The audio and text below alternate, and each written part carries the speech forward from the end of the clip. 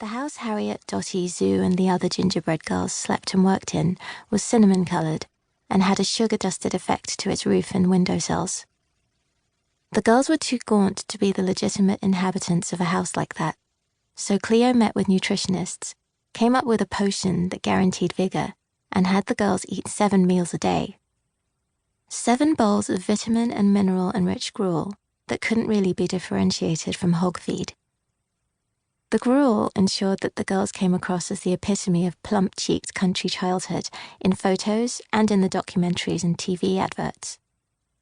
Their eyes and teeth sparkled, their skin was smooth, and their pigtails were extra bushy. The gruel that took care of all this had a stomach-turning odour of rotten eggs and roasted rubber. There was envy toward Dottie, who supped her gruel with a tranquility of sorts. Her sense of smell hadn't yet returned. Did that eerie brat do me a favour? I think she did. You had to finish the whole bowl. There was water to wash it down, and the mixture was so claggy you had to have a lot of that. If you rebelled, a matron came and brought you a new letter from some member of your family who was either bursting with loving pride in their miraculous breadwinner or anxiously awaiting your next pay packet, or both. About 3 weeks in, Harriet and a few of the others twigged that Cleo had a forger in her employ, and the letters were faked. Harriet stopped writing home.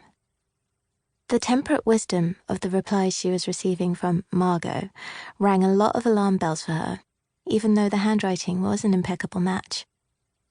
She could only assume that Margot was receiving reassuring missives from Harriet, too. A lot of the girls didn't mind this.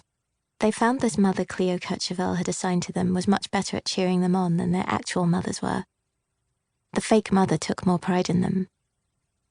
So none of the gingerbread girls were forced to do anything. Not forced, no, nobody could say that.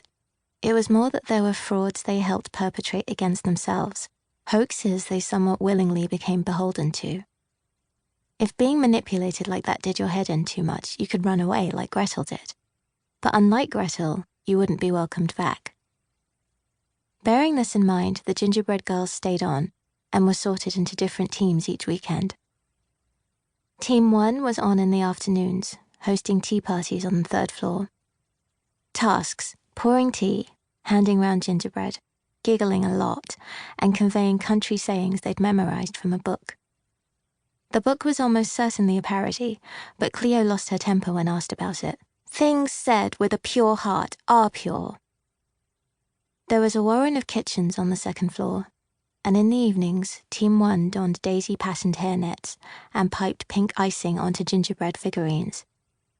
They leaned so close to the gingerbread that this was where they'd have been in danger of depleting stock if it hadn't been for the perennial nausea induced by all the gruel they ate. Zoo became an Art Nouveau icing artist, blending her yearning for the forbidden into every embellishment. Gingerbread compasses were her speciality. Team 2 played Pass the Parcel, Please Mother May I, or What's the Time, Mr. Wolf, in the garden with other kids who were biding their time until their parents took them home. Team 2 always found it impossible to convince the visiting kids that they weren't robots. Team 3 spent the afternoons concocting gingerbread lore in the library on the 4th floor. Gifts of the 4 wise men: gold, frankincense, myrrh, and gingerbread.